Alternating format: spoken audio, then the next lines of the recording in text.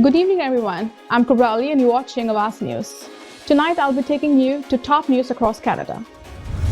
We can and must because the suffering is real. Chow promises action on housing prices as she takes office. Cambridge driver asked for warning instead of ticket after being clocked at 175 km per hour OPP. Man sought after allegedly stealing TV electric scooter and threatening employees with an axe in one. 2 suspects in custody after deadly Don Mills shooting. Passenger on plane to Toronto given wipes to clean up carpet left blood-soaked by person on previous flight. Ford says he can work with anyone as Chow officially takes office but calls Ontario Place stance disappointing. These were the headlines, and now let's go through the details. Ontario Premier Doug Ford reiterated Wednesday that he will work with anyone to get things done, but said the stance of Toronto's new mayor on the redevelopment of Ontario Place is disappointing.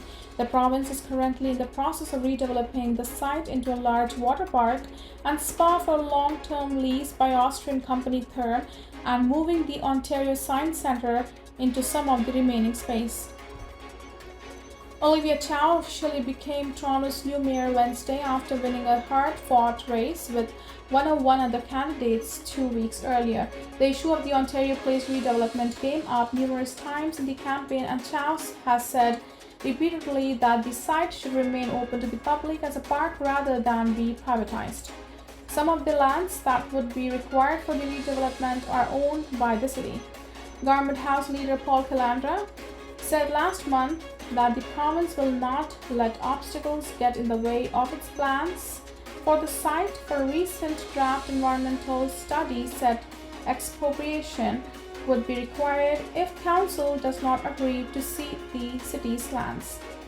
Asked about the matter last week, Chow said she would like to sit down and talk to Ford about the plans and find another option, such as perhaps using part of Exhibition Place for the spa, but added that the city could fight expropriation in court if all negotiations fail.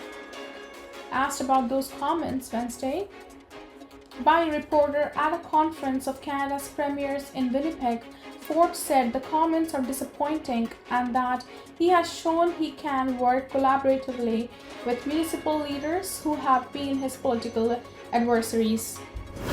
An Air France passenger says he had to clean up a blood-soaked carpet with white wipes on board a Toronto-bound flight after he crawled on his hands and knees to discover the source of foul smell. Independent journalist and founder of Beirut Report, Habib Bata, said he and his wife were on board a flight from Paris to Toronto Pearson International Airport on June 30th. Bata said they brought their 2 cats with them and it was first time they were traveling with their pets. When they landed at the Charles de Gaulle airport, Bata said his flight was delayed by an hour. As soon as he boarded, the plane arrived at their seats at the back and stowed his cats in their carrier underneath the seat ahead of him. Bata noticed something was off. Bata said he didn't initially notice anything after he pulled the cat carrier out from underneath the seat on his hands and knees due to the poor lighting on board the aircraft. As he went to put the carrier back, however, and touched the floor, Bata said it was wet. Bata said he started to wipe the floor thinking it was some random stain, but every tissue he used turned blood red. Then he saw the cat carrier's strap was severely stained. After 15 minutes of him attempting to clean the floor with tissues, Bata said one of the flight attendants handed him some wet wipes to use. Then he says another flight attendant told him a previous passenger suffered a hemorrhage. In a statement to Awaz News, Air France confirmed a customer traveling on the same air carrier the day prior had soiled his seat. Bata said a passenger who claims to have been on board the flight told him there was vomiting, diarrhea and blood. Air France did not detail the passenger's symptoms to Awaz News, but said he had become unwell on the flight. As the Bata's flight, Air France said residual traces of blood were reported to them. In a wild Twitter thread, Bata claimed staff crowded around shocked because they claimed the cleaning crew had removed the seats after the sick passenger incident but apparently not cleaned the floor.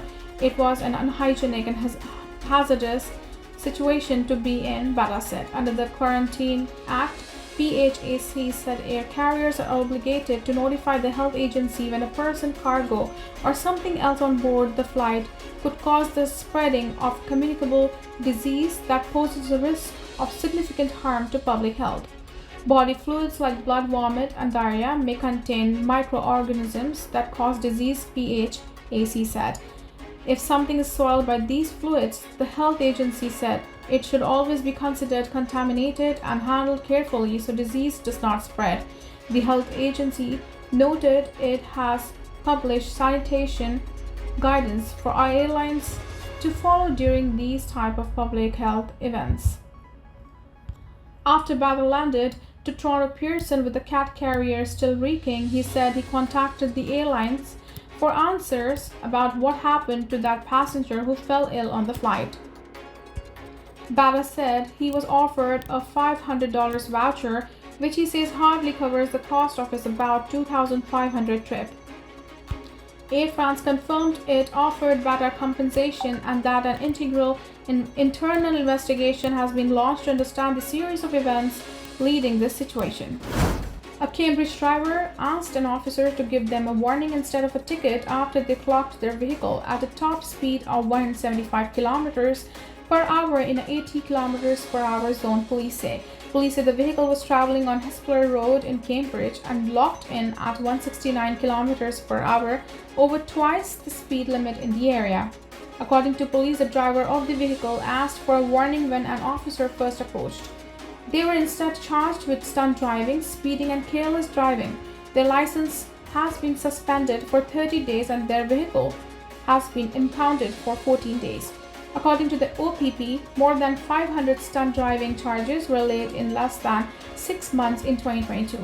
Recent stunt driving charges in Ontario have been laid as part of Project Race and Project Noisemaker, two multi-jurisdictional initiatives led by police agencies across the province in an effort to mitigate unsafe driving habits.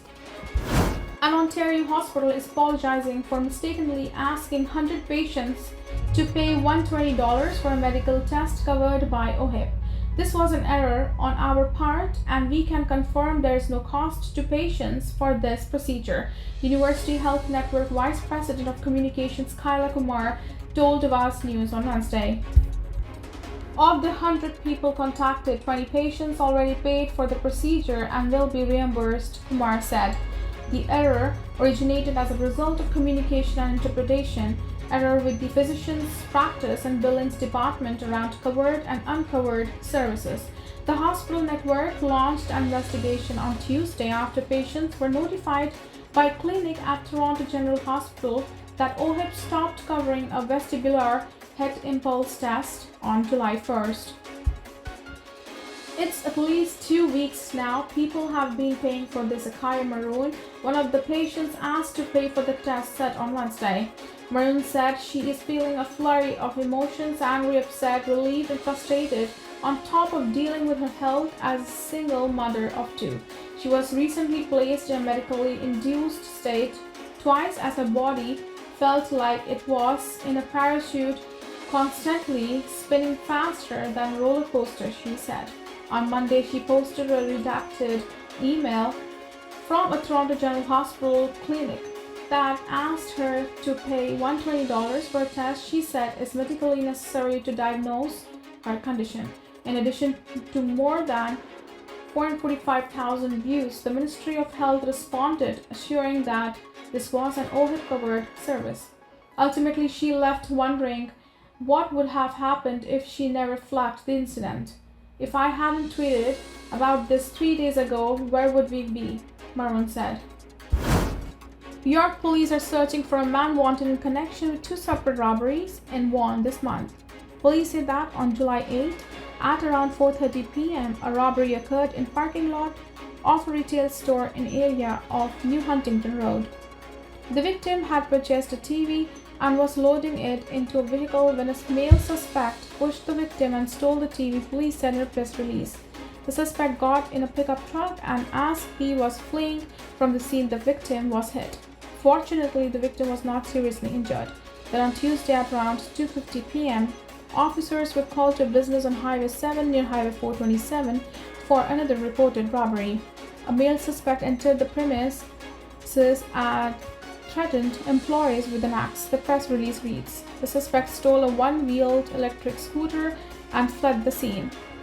No physical injuries were reported, police say. Investigators linked the two incidents to the same suspect he urged to seek legal advice and turn himself in. The release continues. Anyone who can identify him is asked to come forward. The suspect is described as white male between 30 and 40 years old, wearing sunglasses and reflective vest. The suspect's vehicle is described as maroon older model Ford 250. Two suspects have been arrested in connection with a fatal shooting in city's Don Mills neighborhood on Canada Day. Police said on July 1st, 19-year-old Toronto resident Fidel Mulvey was found dead in the area of Lawrence Avenue East and Don Mills Road after sustaining a gunshot wound. According to investigators, Mulvey was shot in a different location from where he was found. On Wednesday, investigators confirmed that two Toronto men are now in custody in connection with the case. Police said 19-year-old Komail Kabal Muhammad was arrested on Tuesday and faces one count of second-degree murder. Mustafa Khalid, 20, turned himself into police on Wednesday and also faces a second-degree murder charge, investigators said. Olivia Chow encouraged residents to envision a more compassionate and affordable Toronto on Wednesday as she officially took office as mayor in a city facing major housing and financial challenges. The 66-year-old former NDP MP and past councillor, the first person of color to lead Canada's most populous city, drew on themes familiar to her election campaign as she made her first speech as mayor, casting Toronto as a resilient city primed for change. Let's build a Toronto that is more affordable, safe and caring, where everyone belongs, Chow said to cheers and applause in packed council chamber. Together we can and today we start. Her remarks made overtures to the shortage of affordable housing and transit system burdened by service cuts while taking a jab at what she called the city's reluctant partners in the provincial and federal governments for withholding a ballot of Toronto's pandemic-ravaged finances. This year's city budget is short nearly $1 billion, largely driven by increased shelter costs and decreased transit revenues.